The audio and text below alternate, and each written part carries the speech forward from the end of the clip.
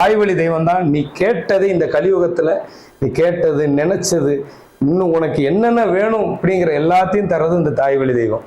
அப்போ வீரியமான ஒரு விதைக்கு உருவம் கொடுப்பது தாய். இன்னைக்கு இந்த வீரியமான விதையே இல்லை. நிறைய பேர் ஆண் மக்களுக்கு ஆண்மை இல்லை, பெண் மக்களுக்கு பெண்மை இல்லை, வீரியமான விதையும் இல்லை. இதுவே கடன் வாங்க ஆரம்பிச்சிட்ட. உன் குலசாமி கும்பிட்டு என்ன பண்ண போற?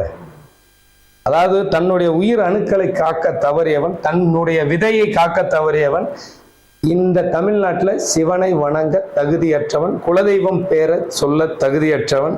நான் தான் குலசாமியை நாங்கள் வருஷம் வருஷம் கும்பிடுறோனாலும் பிரயோஜனம் கிடையாது. பெத்த மனம் பெத்து பிள்ளை மனம் கல்லு.